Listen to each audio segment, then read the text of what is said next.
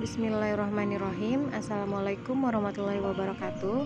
Pertemuan kali ini merupakan pertemuan lanjutan dari pertemuan minggu lalu yang akan membahas tentang kehidupan manusia dalam perubahan dan keberlanjutan. Apa itu perubahan dan keberlanjutan?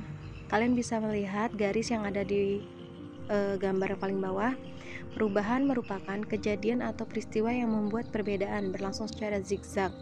Nah, ini bersifat naik turun, terlihat perbedaan dari sebelumnya, dan keberlanjutan merupakan suatu keadaan yang telah berlangsung lama, berlangsung secara garis lurus dan bersifat konsisten. Selanjutnya kita akan membahas tentang kehidupan manusia dalam dimensi waktu.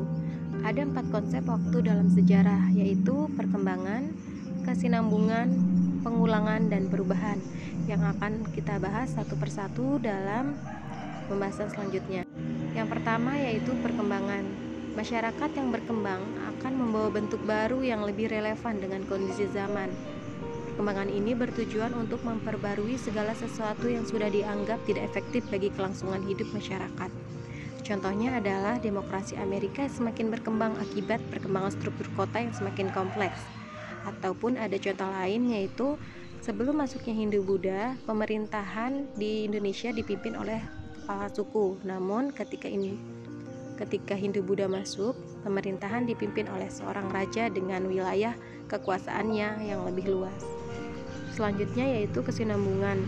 Kecenderungan masyarakat dalam mengadopsi cara-cara lama menjadi dasar kesinambungan sejarah dari masa lalu. Meskipun ada beberapa poin yang berbeda, namun tidak merubah pola dan esensi dari sistem sebelumnya.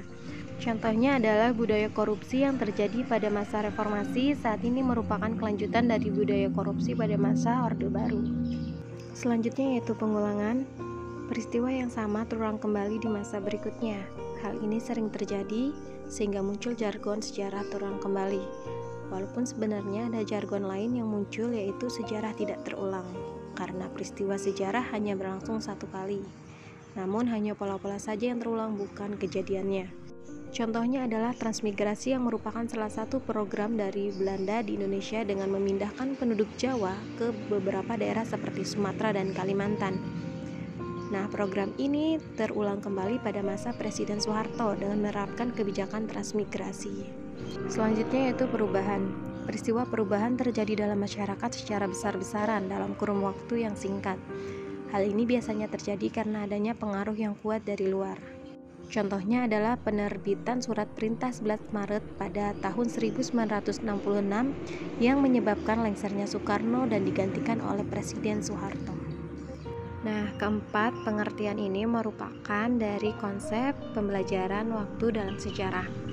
Sekian yang bisa saya sampaikan, insya Allah bermanfaat. Wassalamualaikum warahmatullahi wabarakatuh.